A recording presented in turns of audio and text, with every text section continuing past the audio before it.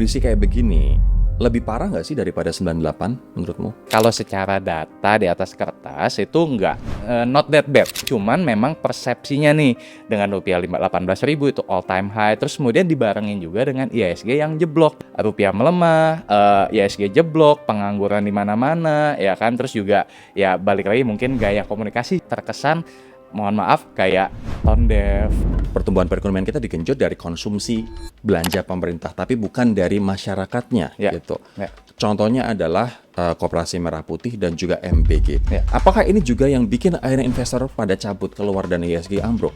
Itu memang faktor kedua, Mas Hori, yaitu ada distrust juga terhadap kita punya government. Karena buat mereka invest itu bukan hanya sahamnya bagus ya, murah ya, prospeknya cerah ya, bukan cuma itu.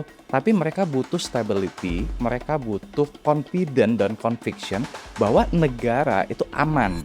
Nah, mereka menyoroti memang spesifik di satu adalah defisit fiskal. Rifan Kurniawan dikenal sebagai penasihat investasi dan 2024 lalu resmi mengantongi izin sebagai penasihat investasi di bawah pengawasan OJK. Konsisten nerapin prinsip value investing, Rifan fokus pada analisis fundamental perusahaan dengan gabungin kajian laporan keuangan dan kualitas tata kelola manajemen sebagai dasar dia ngambil keputusan investasi. Jujur ini juga salah satu yang paling tough sih. Kalau di periode bearish sebelumnya, bearishnya tuh gini, abis itu dia rebound, ya kan? Tapi jelas bearish. Nah, kalau kali ini yang saya lihat adalah gini, bearish, dikasih nafas dikit, dihajar lagi, kasih nafas lagi, hajar lagi, nafas lagi, hajar lagi. Jadi kayak main roller coaster.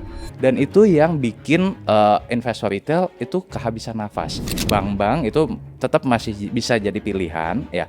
Meskipun memang kita nggak bisa expect bank-bank himbara ini dalam jangka pendek untuk bisa balik ke all time high-nya. Kalau batu bara gimana kok?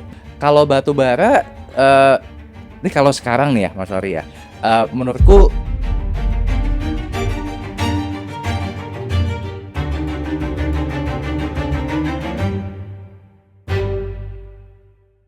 Walaupun IHSG udah mulai menguat beberapa waktu terakhir, tapi saat ini posisi per hari ini 6.300, sementara rupiah juga terus aja berada di posisi 17.000 lebih, 18.000, dan ini membuat kita bertanya-tanya, kita harus ngapain? Apakah kita harus ikut-ikutan panik? Terutama kita investor retail yang nabung nyisihin duit 500.000, 1 juta per bulan buat kita taruh di saham ataupun di instrumen investasi yang lain. Kita akan ngebahas what should we do di kondisi yang jeblok ini, yang berlangsung lama ini dengan Ko Rifan Kurniawan, penasihat investasi, yang kebetulan aku juga member dari Ko Rifan. Apa kabar Ko? kabar baik Mas Hori. Thank you for inviting ya. Thank you juga for coming. Ini Ko Rifan bisa dianggap adalah sebagai guru gue untuk investasi value investing. Aku pengen tanya dulu kok. Boleh. Ini banyak orang bertanya-tanya. Rupiah melemah, bahkan sempat menyentuh 18.000. Terus IHSG kemarin sempat 5.900, sekarang juga sedikit rebound jadi 6.300. Apa sebenarnya yang terjadi? Nah, jadi kalau kita bicara nih sebenarnya ada kesinambungan nih Mas Hori. Jadi kalau kita flashback ke awal tahun, itu kita sempat ada dapat surat cinta dari MSCI, di mana MSCI ini mengeluarkan peringatan kepada Indonesia bahwa kalau misalkan tidak ada perubahan, Indonesia terancam untuk masuk ke namanya frontier market. Frontier market itu ibaratnya negara-negara yang jauh di bawah Indonesia. Let's say misalkan kayak Bangladesh, Burkina Faso dan lain sebagainya yang GDP-nya mungkin 20-30% dari GDP-nya Indonesia. Nah, jadi benar-benar kayak emang kenapa kalau misalkan masuk ke frontier market ya ibaratnya akan banyak capital outflow. Nah, penyebabnya kenapa MSCI mengeluarkan surat tersebut adalah ini mungkin buat teman-teman yang pemula, MSCI adalah Morgan Stanley Capital Index. Jadi betul. indeks dari Morgan Stanley ya, yang menentukan negara ini layak investasi atau enggak ya. Betul. Silakan dilanjut. Ya. Alasan kenapa MSCI kirim surat cinta ke kita? Nah, jadi MSCI itu dia kan memperingkat hampir semua negara ya. Nah, ada Korea, ada Brazil dan lain-lainnya termasuk Indonesia. Nah, Indonesia sendiri sekarang sebenarnya ada di emerging market. Nah, cuma MSCI ini melihat bahwa kok Indonesia ini ada agak aneh nih belakangan ini. Kenapa? Karena ada banyak saham yang mencoba untuk masuk ke dalam indeks MSCI, tapi juga tidak dibarengi dengan pergerakan itu nggak wajar. Jadi naik tuh bisa ratusan persen dalam waktu singkat. Dan Ini saham-saham gorengan yang dipunyai konglo-konglo, Ko, Rif? saham Konglo, betul. Jadi saham-saham Konglo ini banyak yang mencoba untuk masuk ke dalam indeks MSCI. Nah, MSCI ini ngelihat loh kok jadi banyak ya kan, nggak biasanya kayak gini dan pergerakannya ini relatif nggak wajar.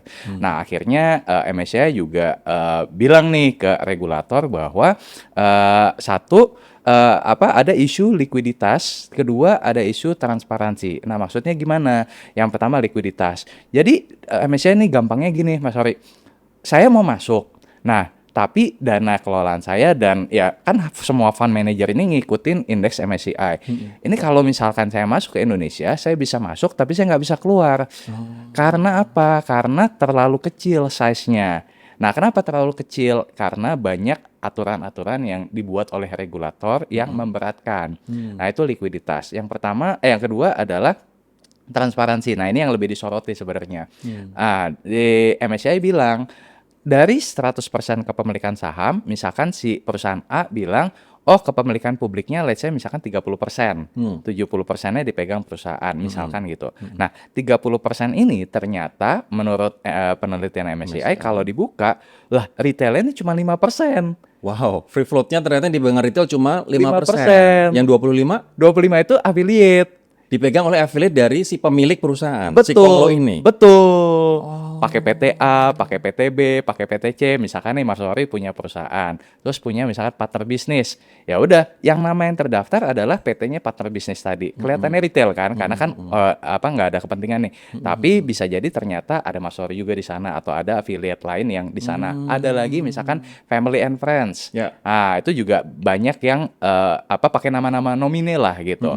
Nah, jadi intinya MSCI itu menyoroti hal tersebut. Nah, masalahnya ini bukan peringatan pertama, melainkan udah kesekian kalinya yang seperti ini tidak ditanggapi serius oleh regulator. Oke. Saat itu. Itu artinya ketika yang dipegang retail hanya 5%, sementara affiliate dari si owner atau konglo ini 25%, padahal ngakunya free float-nya adalah 30%, saham gampang banget digoreng, dikerek. That's it.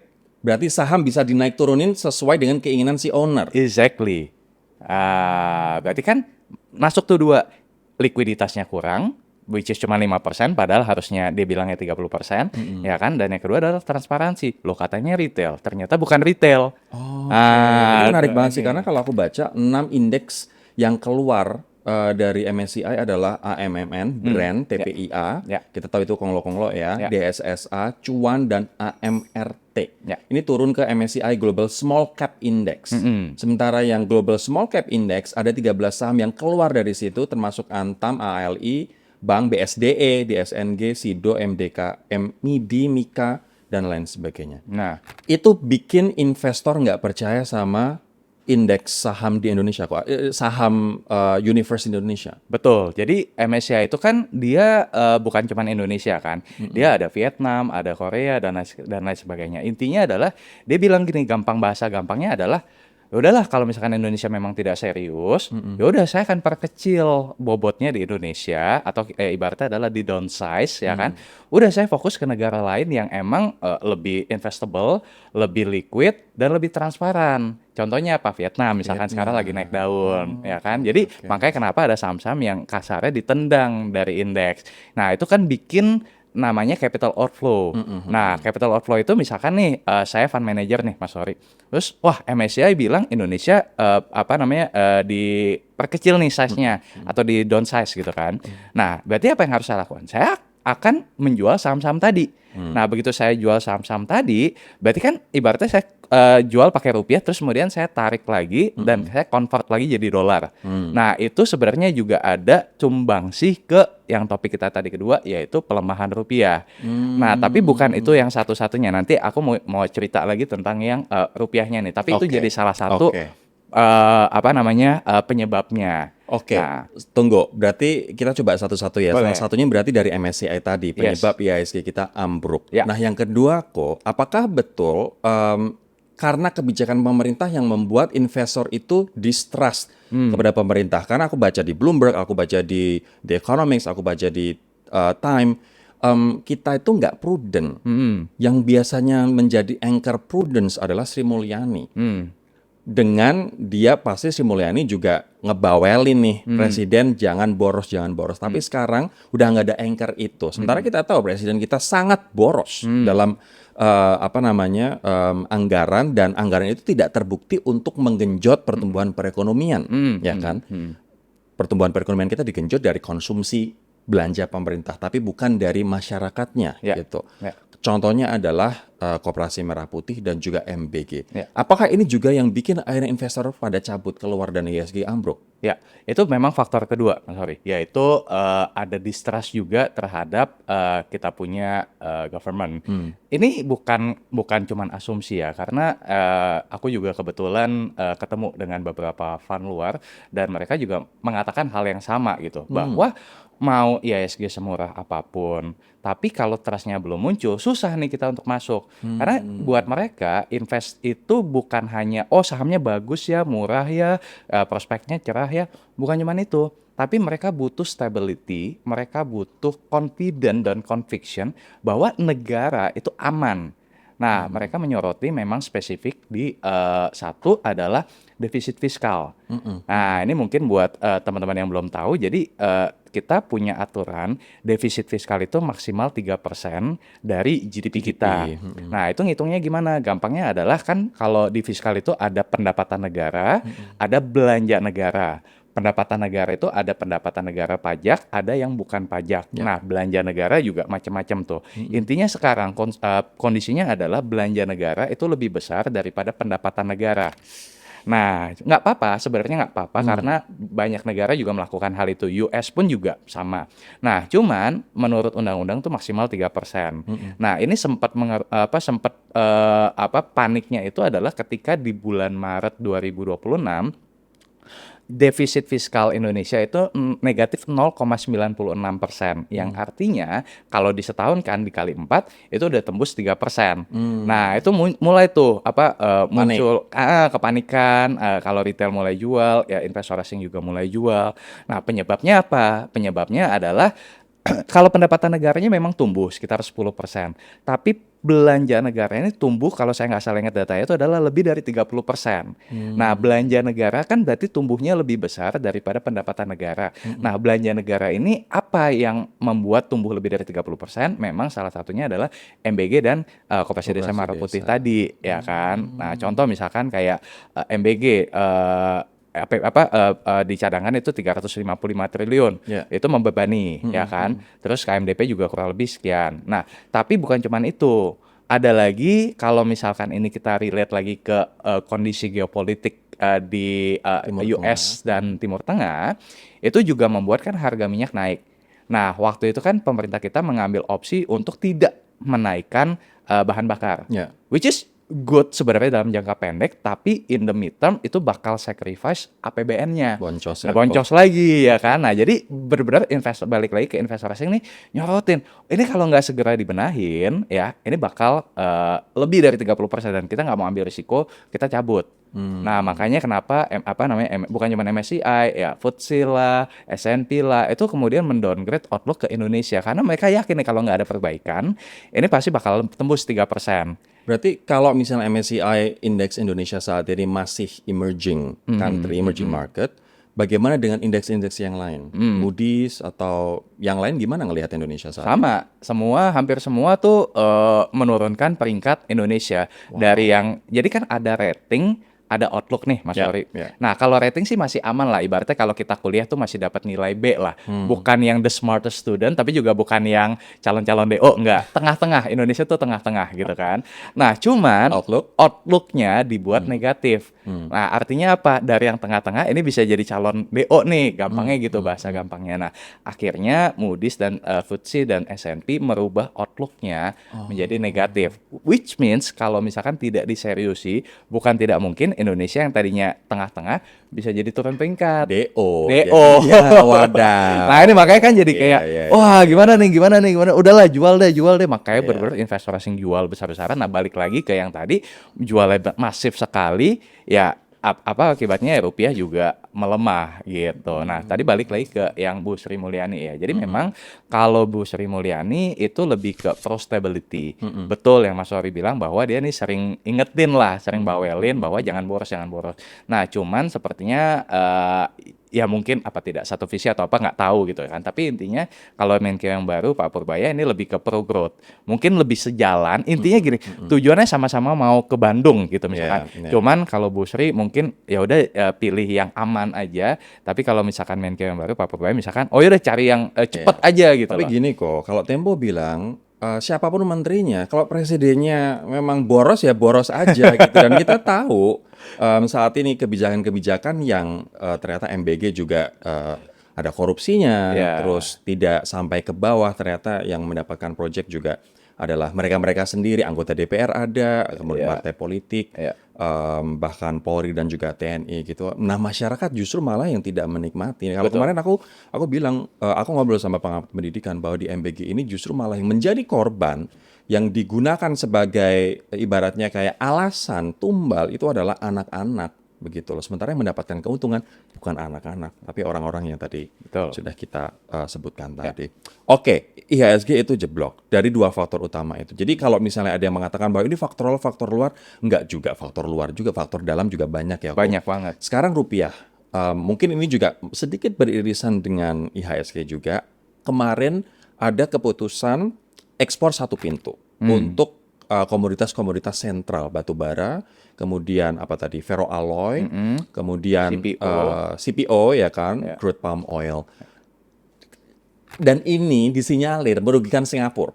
Singapura sebel, dananya ditarik semua dari Indonesia, IHSG jeblok, rupiah jeblok. Ini benar nggak menurut pengamatanmu? Itu benar, itu benar, itu benar. Ya memang ekspor satu pintu ini kan juga kebijakan yang kalau menurutku ya sebenarnya bagus, cuman tidak dikomunikasikan. Kayak gini deh, misalkan kita mau ada bikin program sebenarnya bagus, tapi kita nggak ngobrol dulu, ya kan? Itu kan sebenarnya kalau kita sinyalir lagi, itu kan waktu Pak Presiden pidato di DPR, ya kan? Dan saya jujur kaget, waktu kan saya juga nonton ya Mas Surya. Yang saya kaget apa? Saya pikir itu adalah rancangan. Which means kalau rancangan kan harus ada ya diskusi dulu dengan pelaku usaha. Tapi ternyata itu sudah berbentuk UU. Tiba-tiba nih Tiba-tiba muncul kayak ya kan? bisul. Iya kayak bisul. Lah saya kalau misalkan jadi pengusaha tambang, ini apa kok gue juga nggak tahu. Iya, gue kagak diajak ngobrol gitu ya. Nggak dilibatkan, tiba-tiba ada begini, nih apa gitu kan. Nah jadi menurutku tuh yang apa ya, bukan masalah kebijakannya, tapi lebih ke arah kayak komunikasinya. Kebijakan mau sebagus apapun, tapi kalau komunikasi kurang, orang bisa nanggapnya jelek. Tapi di sisi lain, on the other side of the coin, ini kan juga akan menyelamatkan keuangan negara kok. Karena selama ini under invoicing, pengusaha-pengusaha yang bekerja sama dengan, I don't know, mungkin bea cukai kali, nakal gitu kan. Terus akhirnya untuk mencegah under invoicing, biar pendapatan negara makin tinggi dan nggak bocor, keluarlah kebijakan ini. Betul. Begitu argumennya. Betul. Nah, memang dua sisi nih. Sisi positifnya adalah ternyata orang semua bisa lihat, oh ternyata banyak ya. Kan waktu itu dibuka datanya. Lebih dari 900 billion US dollar. Berarti lebih dari 15.000 triliun rupiah. Itu jumlah yang besar sekali, ya kan. Nah, which means itu sebenarnya bagus. Nah, cuman karena balik lagi komunikasinya yang saya lihat adalah komunikasinya. Yang dilihat adalah sisi sebaliknya. Tahu nggak yang dilihat oleh investor itu sebenarnya bukan itunya. Apa? Yang dilihat itu adalah gini, loh kalau gitu selama ini misalkan nih si A, perusahaan A udah bisa di-link langsung ke perusahaan B. Dengan adanya si DSI ini dan antara Sumber Daya Indonesia, ya ini akan jadi cost tambahan. Satu, which means kalau misalkan ini jadi cost tambahan, ya margin akan kepukul. Itu yang dilihat, ya kan. Terus kemudian yang kedua birokrasi, yang tadinya mungkin bisa dalam waktu harian atau mingguan, bisa jadi dengan adanya birokrasi ini, it will take months. Wow. Kan jadi kayak yang dilihat, udahlah ribet lah, cari aja lah negara lain toh yang supply batu bara bukan cuma Indonesia, ada Australia segala macam. Dan Cina juga. Ya Cina banyak sekali. Nah, jadi kayak dua sudut pandang. Sudut pandang A benar bahwa itu untuk mencegah under invoicing, tapi sudut B-nya bisa bikin ribet nih, biaya nambah segala macam. Sementara Nah, itu. buyer-buyer dan investor anggap wah ini another layer of bureaucracy. Iya. Bikin ribet gitu ya. Nah, itu yang dilihat tuh itu ya kan kayak dua sudut pandang kan. Maksudnya A tapi yang dilihat B. Nah, itu yang kemudian bikin juga kemarin market jeblok lagi. Nah, makanya Singapura juga bener kok narik dana dari Indonesia kok. Benar juga. Benar juga gitu. Dan kita juga tahu sekarang rupiah ke dolar Singapura, kalau dulu kita masih ngeliat oke Singapura dolar masih 10.000, sekarang udah 13.000. Udah 14.000 malah sekarang. Hah? Udah 14.000 kayaknya. 14.000. Oke, tapi ini kondisi kayak begini lebih parah nggak sih daripada 98 menurutmu? 97, 98. Kalau Krisis finansial menurutku Asia. ada perbedaan. Satu, waktu kalau dalam kurs rupiah ya, kurs rupiah itu kan kalau 98 dari 2.000, 3.000-an ke 17.000. Itu kan berarti naiknya 8 kali lipat. Nah, kalau 2026 itu kan start kita itu di 15.000. Ya, memang secara ke 18.000 itu all time high, tapi kalau diatur secara persentase ya mungkin sekitar 20%-an. Oke. Which means sebenarnya ya nggak lebih buruk lah dari dari 98. Kemudian yang kedua adalah inflasi. Inflasi juga waktu 98 kan benar-benar naiknya bisa puluhan persen, 60% inflasinya. Itu kan hyperinflation. Luar biasa. Iya, Nah, kalau sekarang mungkin inflasi cuma di 3%-an, which means sebenarnya masih normal gitu. Nah, jadi sebenarnya kalau secara data di atas kertas itu nggak not that bad. Not that Not that bad gitu kan. Cuman memang persepsinya nih dengan rupiah 18.000 itu all time high. Terus kemudian dibarengin juga dengan IHSG yang jeblok. Jadi kan kayak wah udah rupiah melemah, IHSG jeblok, pengangguran di mana-mana ya kan. Terus juga ya balik lagi mungkin gaya komunikasi sih yang tadi saya sorotin tuh kayak terkesan mohon maaf kayak tone deaf ya kan, orang banyak loh pelaku bilang ya kan, Betul, "Oh, kita teriak-teriak tapi kok kayak nggak didengerin gitu kan. Ya apalagi dengan statement-statement kayak orang desa nggak pakai dolar, saham itu judi, itu kan Iya gitu loh. Maksudnya kan kita expect kalau dari pelaku pasar atau pengusaha kan pasti expect ya government ngerti lah dengan ekonomi. Cuman terkesan tidak gitu loh. tapi sekarang kondisi udah membaik atau tetap aja tambeng kok? Kalau nih seperti kita podcast nih, kalau kita podcast minggu lalu itu wah itu udah parah banget Pak Sori. Ini kita podcast di tanggal 17 Juni ya. Ya, makanya waktu kita kalau podcast di minggu lalu itu masih parah banget ya kan. Tapi mungkin text guide-nya adalah di 1 minggu terakhir ini sih, Mas. Itu mulai muncul lah berita-berita positif ya kan. Titik baliknya tuh menurutku waktu Pak Sumidavko ya wakil DPR Wakil DPR. invite untuk BUMN Untuk buyback. Nah, itu menurutku itu angin segar. Kenapa? Karena nah itu butuh yang kayak gitu loh. Investor itu butuh angin segar, butuh spark harapan-harapan yang dimana ini bisa menyelamatkan gitu. Nah, itu menurutku bisa jadi salah satu titik buyback itu jadi titik baliknya. Itu ngefek. Itu ngefek banget. Meskipun nih kita juga nggak tahu ya apakah realisasinya nanti benar-benar akan di buybacknya juga seberapa besar segala macam. Tapi beberapa udah mulai ini nih kayak BCA mau buyback berapa triliun, BRI 500 miliar. Jadi kayak udah mulai nih menyorotkan kayak oke, kita akan buyback sekian. Nah, itu kan yang sebenarnya dibutuhkan investor gitu. Oh, ada nih yang mau nampung gitu kan. Nah, itu menurutku itu satu ya kan. Terus kemudian kemarin juga rupiah mulai menguat lagi ya dari 18.2 ke sekarang 17.700. Iya, 17.7 ya kan. 17.747. Betul. Nah, itu kenapa? Karena salah satunya ya Bank Indonesia udah naikin suku bunga pertama 50, kemarin 25 berarti 75 basis point. Nah, itu juga lumayan kasih nafas tuh, Mas Tapi Roy. ini kan kayak obat jangka pendek aja kok. Betul. Penghilang rasa sakit sebentar, tapi sakitnya masih di situ. Betul, tapi at least market lihatnya ada harapan daripada sebelum benar-benar nggak ada harapan sama sekali, ya kan? Nah, jadi obat yang penting ada apa sih kayak penisilinnya dulu loh, yang penting nggak sakit dulu gitu kan, sakitnya berkurang dulu, itu udah inilah udah bisa napas lega gitu kan. Tapi setuju bahwa ini bukan jangka panjang gitu. Jadi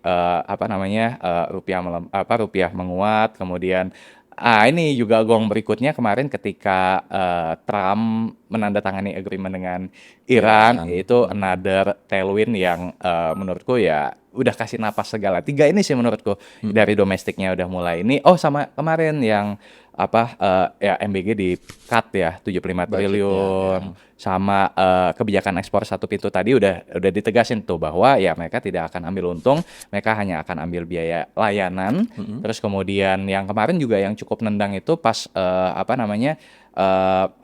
Pak Bahlil ya bilang bahwa RKB itu akan direvisi naik, which means good news juga. Terus yang kebijakan 70-30 itu juga nggak berlaku untuk semua, itu hanya untuk oil and gas. Jadi kayak seminggu ini tuh banyak banget yang ya berita yang tadinya jelek tapi akhirnya jadi bagus, dan itu jadi nafas lah buat kita. Berarti udah minimal nggak tone deaf lagi. Minimal nggak tone deaf lagi. Udah dibuka dikit nih. Iya, tutupnya ya. tapi udah, iya oke lah mulai dibuka. Tapi setuju Mas Sori bahwa ini itu masih penisilin.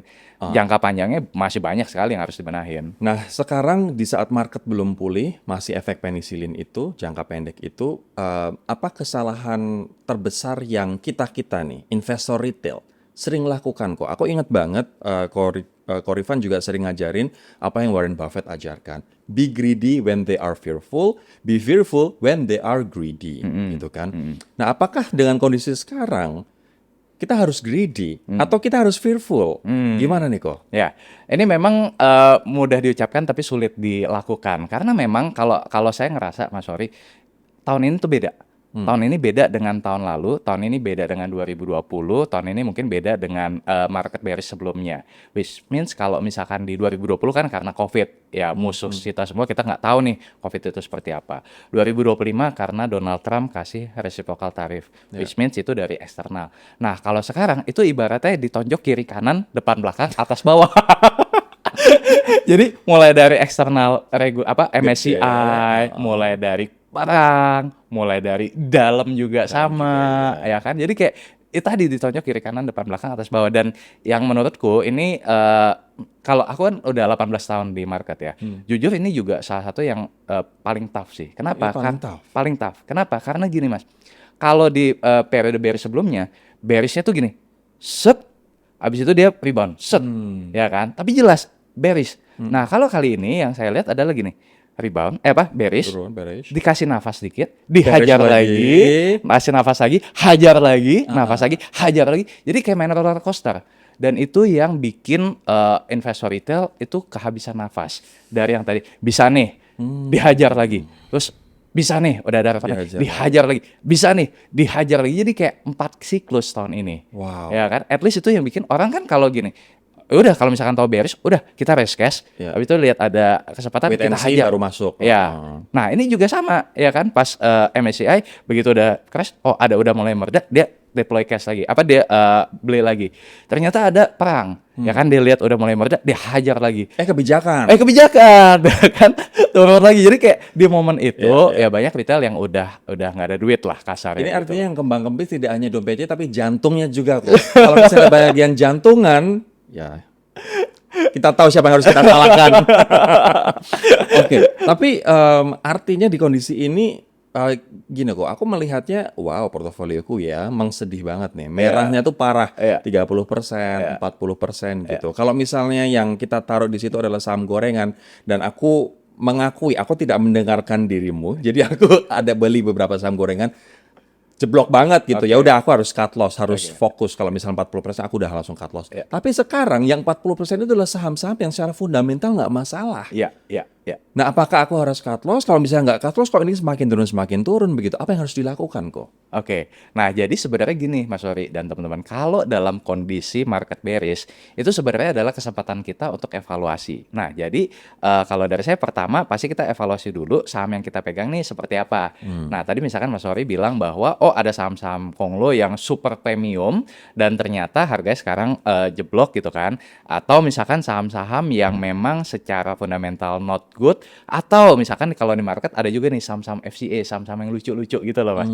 Yang kecil-kecil tiba-tiba naiknya bisa gitu kan, tapi turunnya juga bisa gini kan. Nah, menurutku pribadi ya itu cut loss. Karena apa? Karena ya simple, karena aku percaya dengan fundamental, ya kita memang harus berangkat dari fundamentalnya. Tunggu, ini berarti yang di cut loss saham-saham yang lucu-lucu dan yang lucu-lucu kecil-kecil gorengan-gorengan ini. Betul, gitu. Karena kemungkinan untuk baliknya nggak tahu. Karena kan kalau model-model gitu tuh tergantung dari ya si ownernya mau naikin atau enggak. Jadi kayak nyawa kita di tangan owner gitu loh. Iya sih. Ya owner nggak mau naikin, nggak ada kepentingan ya buat apa juga Iya gitu sih, kan. ha. Nah, cuman beda kalau misalkan dengan saham-saham yang fundamental. Nah, saham-saham fundamental kemungkinan untuk rebound itu jauh lebih besar. Kenapa? Karena it's a market mechanism. Ya kan, memang semua orang misalkan tahu ini perusahaan bagus, tapi karena kondisi mengharuskan sahamnya juga turun tadi misalkan 30%, ya kan. Tapi orang percaya ini tetap punya fundamentalnya bagus, valuasinya murah.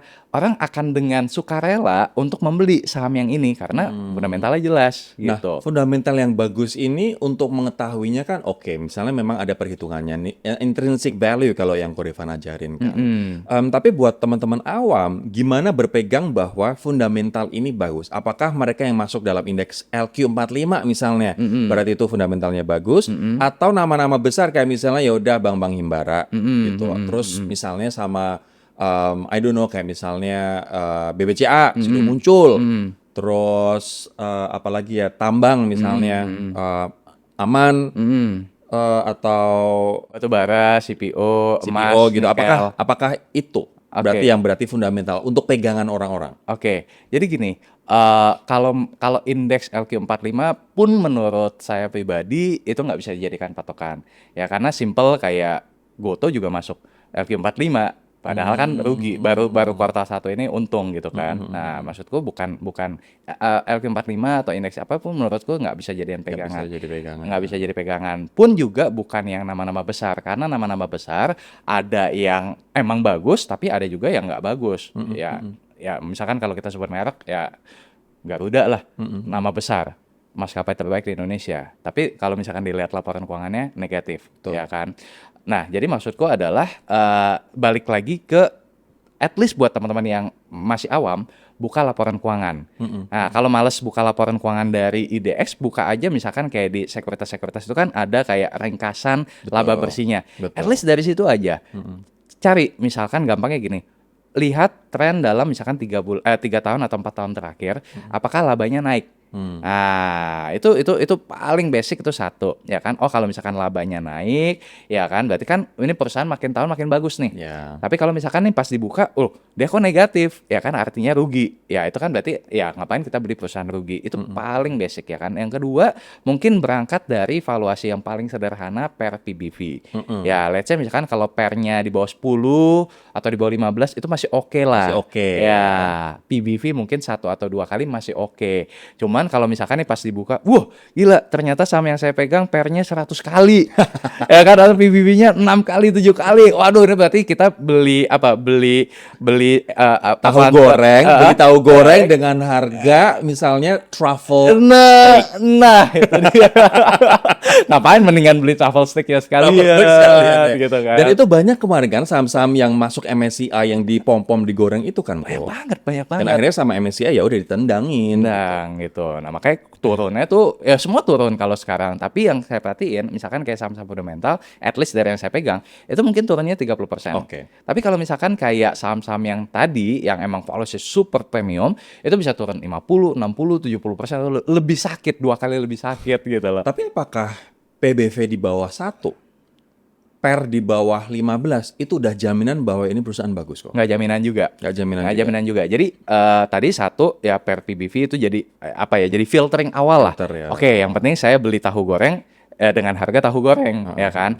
Nah, kedua tadi adalah kinerjanya, yaitu kinerjanya meningkat atau tidak. Nah, yang ketiga adalah ini kualitatif. Kita perlu tahu ekspansi perusahaan ini ke arah mana, growth story-nya ke arah mana. Nah, itu bisa dilihat di mana? Mungkin di public expose atau di RUPS ya, atau ya tanya langsung ke perusahaannya gitu sih. Jadi tiga dimensi itu yang bikin kita yakin bahwa saya beli tahu goreng dengan harga tahu goreng, which means tadi adalah valuasi murah atau memang wajar. Kedua, memang kinerjanya meningkat, bagus. Yang ketiga, growth story-nya juga ada. At least itu dulu. Jadi walaupun sekarang market lagi turun, nggak apa-apa kita beli IHSG kok, nggak harus takut-takut menahan uang kita. Nah, menurutku ini kalau misalkan, jadi gini, kalau sekarang banget nih Mas Wori ya, in my personal opinion, it's a good time to buy. Kenapa? Karena gini, IHSG dari 9 ribuan ke kemarin terendahnya 5.300 itu negatif 40%. Dalam sejarah saya di pasar modal, belum pernah kecuali tahun 2008. Ya, negatif 40% itu udah ibaratnya kalau orang tuh bukan pesimis lagi, udah hopeless. Udah hopeless. Nah, saya punya mantra gini Mas, bullish market always comes from pessimism and die in euphoria. Itu yang saya pegang banget. Nah, saya ngelihat banget bahwa gila ini market nih kalau lihat di sosial media segala macam udah pensiun aja lah gue dari saham. Udahlah jual cut loss apapun yang penting pegang cash. Udah sampai sebegitunya, ya kan? Nah, itu tuh saya ngelihat, oh ini tanda-tanda orang udah nggak ada harapan nih. Justru di momen itu sebenarnya kalau kita di market udah lama ya, itu justru sebenarnya waktu kita untuk agresif gitu. Tapi yakin akan naik lagi? Kebijakan trennya gimana? Nah. Kalau misalnya kebijakan-kebijakan pemerintah masih seperti ini, Nah, jadi ini kalau menurutku bukan lagi ngomongin soal risiko di level emiten, bukan lagi ngomongin risiko di level sektoral. Menurutku ini adalah risiko di level negara. Artinya apa? If we believe bahwa Indonesia ke depan akan lebih baik dari sekarang, if we believe bahwa kebijakan-kebijakan ke depannya akan lebih pro dan lebih tidak terlalu kontroversial ya, it's a good time to buy. oke. Tapi kalau misalkan kita memang tidak percaya bahwa Indonesia akan lebih baik, ya mungkin jangan. Jadi maksudku sekarang ini memang kita ada di yang mana nih? Oke. Kalau saya pribadi meskipun juga sebel juga dengan ya yang baru-baru ini, cuman saya dalam hati saya tuh saya masih percaya gitu bahwa Indonesia harusnya bisa jauh lebih baik dari saat ini. Oke. Itulah kenapa saya agresif nih untuk saat ini. Saya menaruh level agresif ya, karena selain yang Warren Buffett tadi bilang, tapi saya juga percaya bahwa when the bad news udah keluar semua, the rest itu tinggal good news. Oke. Nah, itu yang saya pelajarin, Mas Ori. Gitu. Sektor apa saat ini yang untuk teman-teman investor retail aman dan menjanjikan kok? Aku nggak tahu dengan adanya kebijakan satu pintu ekspor itu bagaimana efeknya ke perusahaan-perusahaan CPO dan perusahaan-perusahaan tambang. Sementara Bank Himbara juga, aku pernah baca analisa di sosial media juga dari salah satu orang yang aku ikutin banget, mengatakan bahwa bank tuh walaupun harus membiayai MBG Koperasi Desa Merah Putih, itu tuh ternyata nggak seberapa jika dibandingkan dengan the whole aset yang mereka punya. Ini untuk bank-bank Himbara ya, 4 bank itu gitu. Ya. Nah, sektor mana yang menurut Korifan masih aman untuk kita berani agresif? Oke, kalau di level sekarang ya, menurutku Bank Himbara itu udah sweet spot. Karena sweet spot karena di harga sekarang itu udah kayak harga COVID-19. Itu benar-benar kayak wah gila, dengan laba yang mungkin dari 2020 ke 2026 mungkin udah hampir 2 kali lipat, tapi harganya sama. Itu. Jadi bahkan kalau kita bicara kayak valuasinya itu udah, ini agak teknis, itu di bawah 2 standar deviasi. Artinya itu udah bukan murah lagi tapi cheap, bener-bener murah banget gitu kan. Nah, jadi menurutku bank-bank itu tetap masih bisa jadi pilihan ya, meskipun memang kita nggak bisa expect bank-bank Himbara ini dalam jangka pendek untuk bisa balik ke all time high-nya. Let's say misalkan kayak BCA kemarin turun di bawah 5.000, apakah bisa balik ke 11.000? Belum ada jaminan, tapi at least ya ada dorongan misalkan ke 7.000, 8.000 itu masih visible. Ya, jadi itu oke. Misalkan kayak BRI ya sempat 6.500, terendahnya kemarin 2.500 ya kan.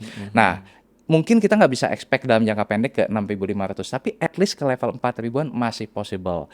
Ditambah lagi dengan dividen, ya kan? Cuman dividen kemarin udah bagi sih. Gitu. Udah dibagi, udah bagi. Betul. Nah, cuman kalau dalam long term itu masih oke, karena fundamental itself nggak berubah. Artinya kalau misalnya punya kita merah di bank-bank itu BBRI, BBNI, BBCA, nggak apa-apa average Nggak now. nggak apa-apa, tapi jangan sampai semua portfolio kita itu hanya Bank Himbara. Karena kalau semua portfolio kita hanya di Bank Himbara, itu kita bisa loss opportunity di sektor lainnya. Kalau Pak Lokeng Hong, dia justru malah nggak beli Bank Himbara, Korifan. Dan alirannya dirimu dengan Pak Lo sama, value investing ya kan. Cuman Pak Lo mencari yang murah banget. Nah, 2 portofolio beliau adalah CIMB Niaga sama NISP. Korifan ngelihatnya 2 bank ini gimana? Oke juga, karena kalau di CIMB dan itu kan bukan Bank Himbara ya, Tetap swasta. secara kalau kita compare secara dividend yield, CMB, NISP versus misalkan BRI, Bank Mandiri itu sama-sama kalau di level sekarang tuh 9 sampai 10%. Jadi secara yieldnya lebih bagus gitu kan. Nah, cuman ini yang CMB atau NISP itu lebih less konflik lah. Maksudnya mereka nggak harus menyalurkan ke koperasi Proyek-proyek sama pemerintah, putih. ya. Jadi mereka ya udah kerja seperti umumnya aja gitu kan. Itu lebih light lah. Cuman on the other hand, kalau misalkan pemerintah ada kucuran dana, tambahan likuiditas, biasanya ya si Bank Himbara ini lebih dapat prioritas ya kan. Terus juga ada dorongan-dorongan dari investor asing lebih banyak di sini gitu. Jadi ada plus minusnya. Tapi both menurut saya oke. Jadi bank lah, nggak harus Bank Himbara, tapi bank menurut saya sweet spot sekarang. Termasuk BBCA aku? Nah, kalau BBCA ini saya jujur agak sedikit, which is good sebenarnya. Nah, cuman kalau kita lihat recent performance, satu, CKPN-nya lagi naik. Kedua, somehow outflow-nya itu paling banyak sekarang malah di BCA nih yang saya takut nih. Outflow-nya. Nah, saya tuh lagi ngerinya tuh di situ gitu kan.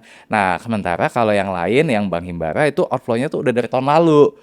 Bahkan dari 2 tahun lalu. Jadi kayak sekarang tuh udah mulai mereda lah. Nah, kalau BCA ini saya lihat tuh baru beberapa bulan nih outflow-nya. Nah, saya belum bisa predik nih apakah ini akan inflow lagi atau ini baru awal. Nah, itu yang agak susah dipredik itu di situ gitu loh. Kalau bank-bank digital? Nah, bank digital oke menurutku.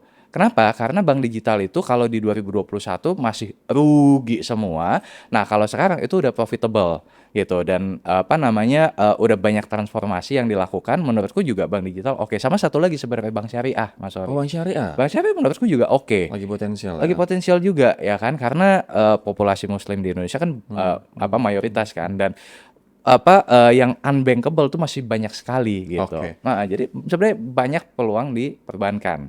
Kalau batu bara gimana kok? Ya. PTBA, AMTM, ITMG gimana tuh? Ya, kalau batu bara ini kalau sekarang nih ya Mas Ori ya, menurutku oke tapi belum sweet spot.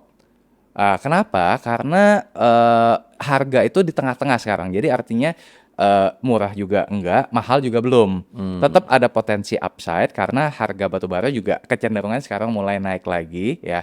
Cuman saya agak worry-nya itu adalah di RKAB-nya tadi tuh yang pemangkasan produksi. Sekarang logikanya gini, kalau misalkan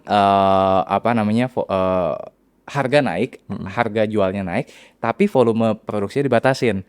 Nah, berarti ujung-ujungnya akan sama nih dengan tahun lalu. Itu yang saya takutkan. Kecuali misalkan RKB-nya nih direvisi naik lagi, itu menurutku oke gitu. Cuman aku sekarang lebih ke arah kayak batubara itu wait and see. Kenapa? Karena RKB-nya ini menurutku yang agak membebani. Kedua, ada kenaikan royalti belum lama-lama ini. RKB itu apa? Boleh dijelaskan? RKB itu adalah ibaratnya kayak batas berapa produksi yang boleh dilakukan oleh setiap emiten. Contoh nih, misalkan tahun lalu dia produksi misalkan 1 juta ton. Ya, sekarang ini dengan ada RKB mungkin dia hanya bisa 600.000 ton. Nah, kenapa? Sebenarnya tujuannya sebenarnya baik untuk menjaga harga, ya kan, dan supaya tidak oversupply.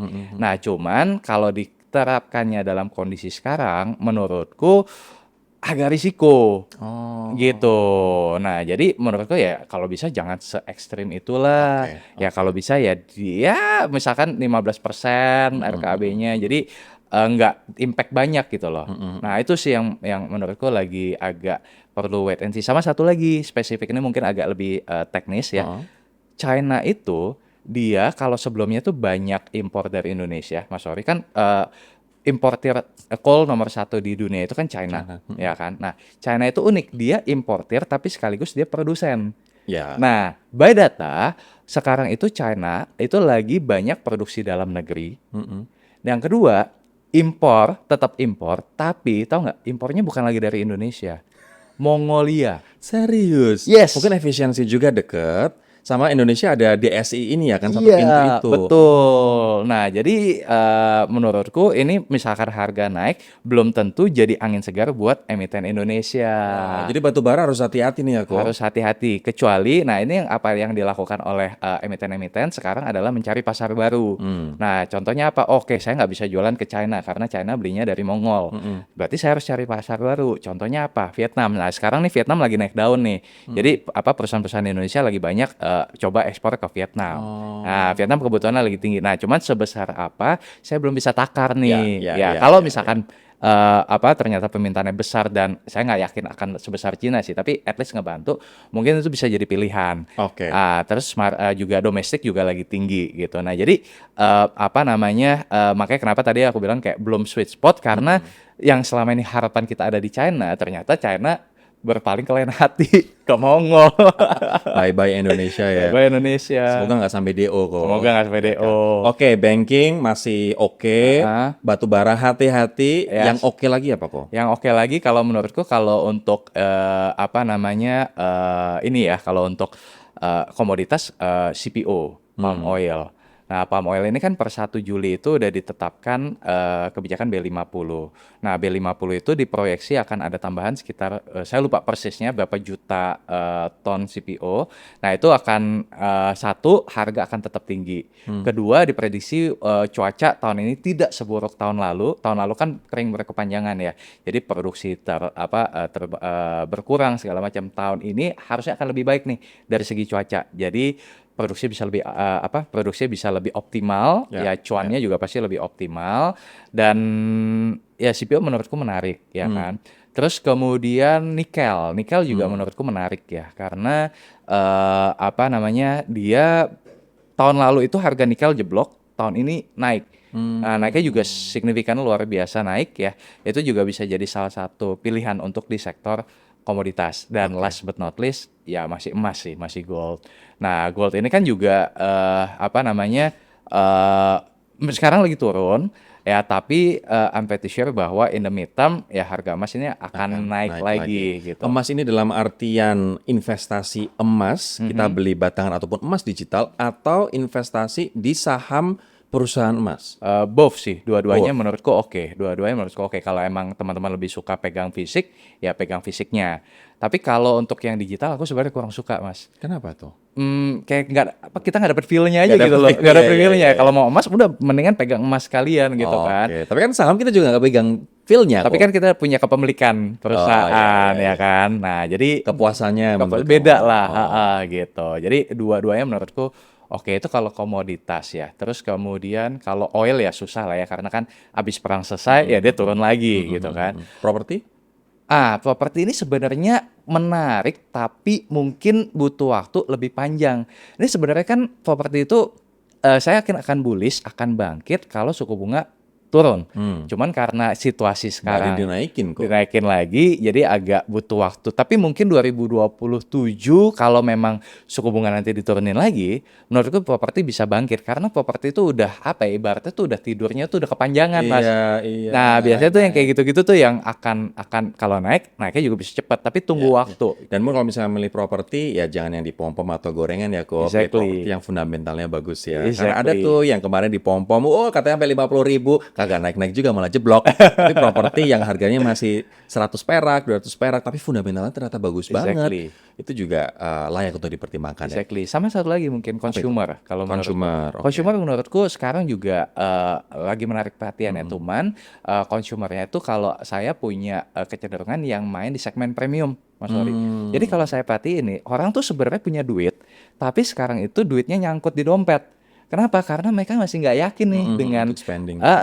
Ya kan, masih nggak yakin untuk spending karena uncertainty masih tinggi. Tapi kalau misalkan ke depannya, kebijakan ekonomi udah jelas kemana, terus kemudian inflasi juga udah nggak setinggi sekarang, kemudian juga suku bunga diturunin lagi, mereka tuh akan lebih cenderung untuk spending. Nah, ini yang kita tuh semua nantikan ya. Kemarin kan GDP keluar data GDP 5,61%, tapi konsumsinya tuh flat. Cenderung turun. Nah, itu yang sebenarnya kita nantikan tuh, Mas. Menurutku ke depannya kalau misalkan emang situasi udah lebih baik, konsumsi itu akan kencang. Oke. Tapi yang main di segmen premium. Kalau sekarang kok Rifan, aku pengen bahas ya. Waduh, portoku merah turun 30-40%. Dan portoku macam-macam nih sektornya.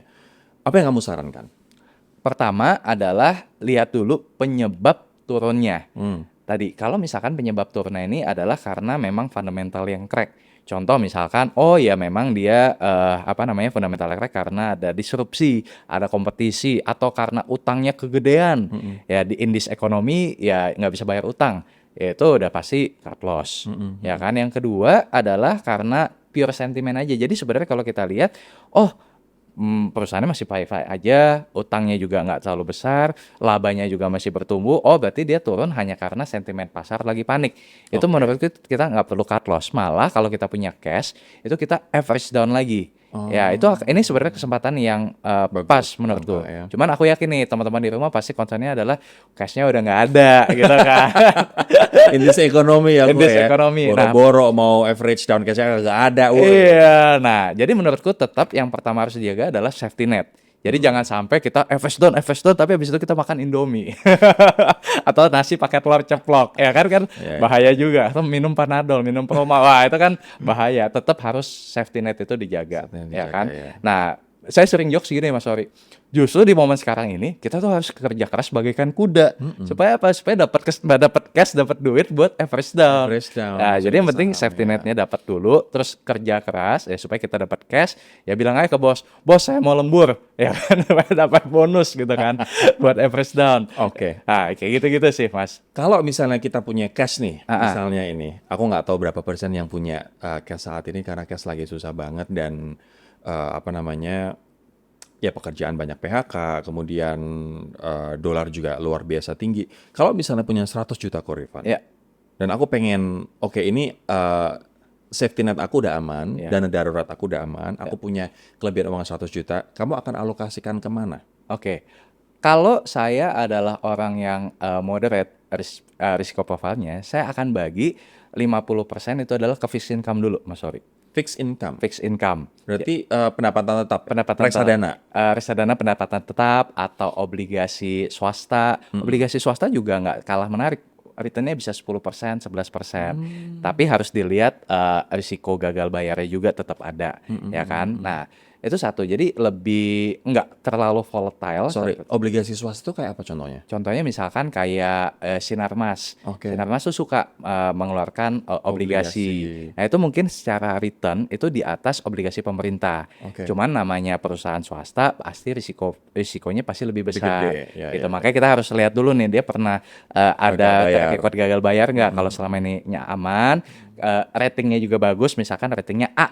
Ya kan, berarti kan ini perusahaan dinilai oleh lembaga pemeringkat itu nggak macem-macem, itu aman buat kita. Nah itu mungkin bisa jadi pilihan, ya kan. Nah kalau saya punya 100 juta dan saya moderate, saya 50% saya akan ke fixed income dulu. Oke. Baru 30%, 40%-nya adalah ke saham.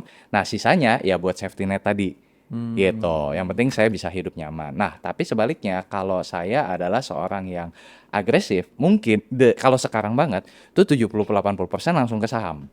Karena kalau saya ngelihat tadi ya perbaikan sudah ada, harga juga sudah sangat murah. Kalau dalam kacamata saya ini kesempatan yang jarang sekali kita dapat.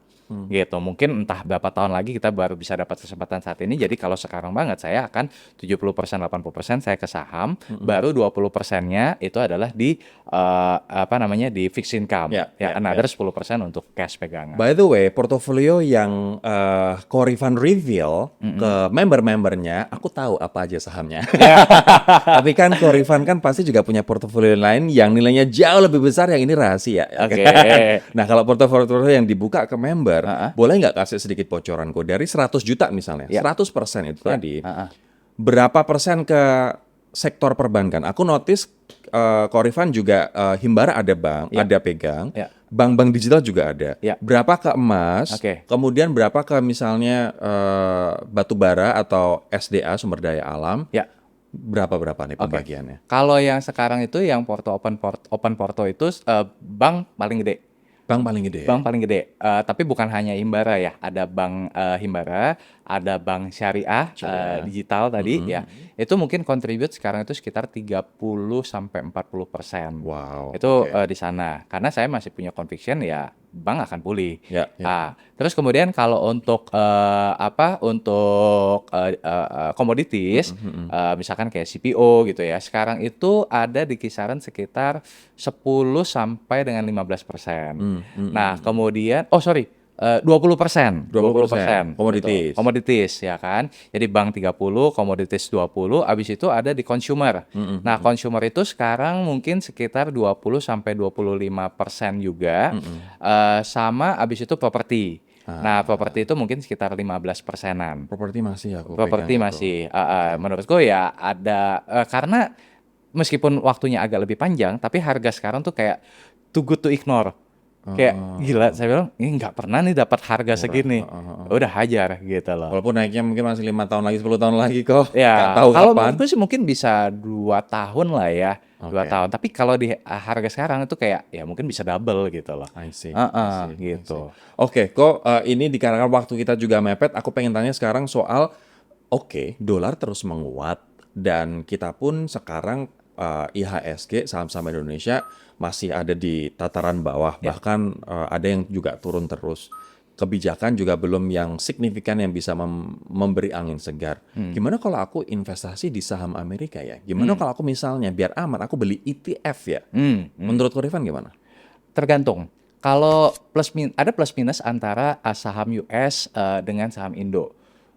Kalau saham US dulu ya, pertama pasti pilihan bisnisnya jauh lebih luas. Apalagi sekarang lagi zaman AI, lagi zaman self defense tuh, industri pertahanan sama AI tuh jadi dua yang menurutku paling boom sekarang di US ya kan. Nah, itu terus bertumbuh. Bahkan sekarang ketika IHSG jeblok ya S&P naik terus ya kan. Nah, jadi secara growth memang menarik. Ya, cuman ini dibarengi juga dengan valuasi yang super premium. Kayak PE Lama ratio, banget ya sih memang. PE ratio dari S&P itu sekarang udah 30-an. IHSG itu cuma 9. Ya, berarti kan 3 kali 4 kali lipat kan gitu. Jadi memang naik tapi risikonya juga makin lama makin besar. Nah, tinggal conviction kita nih dia bakal lanjut terus atau dia akan koreksi, ya kan? Ya, jadi kelebihannya itu satu ya. Terus kemudian yang kedua nilai tukar. Karena kita invest di US stock market kan ya pakai dolar otomatis nanti convert kan. Kita nggak terkena risiko pelemahan. Nah, tapi minusnya adalah tax. Ketika kita dapat cuan nih dari US stock market gitu kan, itu akan masuk ke PPh 17, which means kalau misalkan kita kena bracket yang 35%, ya berarti kita akan kena pajak 35%. Nah, jadi plus minusnya gitu. Positifnya pilihan ininya luas, harganya naik, terus potensi juga masih bagus, tapi minusnya adalah valuasi premium dan kena tax bracket yang tiring. Tapi kalau Rifan pegang saham Amerika? Jujur pegang, tapi in the last 1 year itu udah trimming down. Karena menurutku kalau aku kan agak-agak kapitalis ya, maksudnya kapitalis tuh ya aku cari yang mana yang murah. Ya kan, aku lihat oh ini naik, ya ini turun, berarti aku mulai shifting tuh Mas. Jadi dari yang tadinya cukup heavy di 2022 sampai 2025 aku heavy di US. Tapi at some point menurutku ketika udah mahal, aku mulai Mau kurang-kurangin ya masukin kan. ke Indo. Masukin ke Indo gitu. Yang memang sekarang lagi jeblok lagi, cuman ya udah masih punya buffer untuk itu gitu kan. Nah, Indo menurutku sebaliknya mungkin ya kalau growth ya masih bagus, cuman kan karena ada angin-angin sekarang ini, tapi kalau dalam posisi sekarang itu murah. Nah, sama plusnya adalah tadi tax-nya adalah 0,1% dari penjualan. Cuman minusnya itu tadi, kalau misalkan kita punya anak mau kita kuliahin di Amerika, tadinya kita dapat cuan misalkan 20%, tapi rupiahnya melemah misalkan 10%, ya kita net-net cuman dapat 10% doang. Jadi kelemahannya itu adalah di kursnya. Menang di tax tapi kalah di kurs. Betul. Itu jadi balik lagi ke Kalau ETF gimana kok? Kumpulan-kumpulan dari saham Amerika jadi satu. Itu menurutku kalau ETF US ya, menurutku oke buat orang yang nggak mau pusing. Dan dia karena ETF itu kan jadi melebar ya ke berbagai sektor, volatilitasnya akan lebih rendah gitu. Nah, menurutku oke buat orang yang nggak mau pusing itu ETF pilihannya. Tapi kalau orang yang rush adrenalin, saya nggak mau yang terlalu aman, ya mungkin lebih ke individual stoknya. Oke. Gitu. Sekarang kita ada di segmen rapid fire question. Aku tanya cepat, Ko Rifan jawab cepat ya. Untuk 15 tahun ke depan, pilih IHSG atau pilih Nasdaq? ISG, IHSG. Emas atau deposito kok? emas, jelas. Dolar AS atau rupiah yang kau pegang? Oke. Ini Oke. jujur ya, tidak untuk your image ya. Oke. Mungkin dua-duanya, tapi kalau buat growth dolar, Dolar ya, of course ya. Properti atau saham? saham, ETF atau saham individual kok? saham individual, Kamu tipikal investor yang mencari dividen atau mencari growth? growth. Growth. Growth. Oke. Cash is king. Ini mitos atau fakta sekarang ini? Kalau sekarang fakta. I see.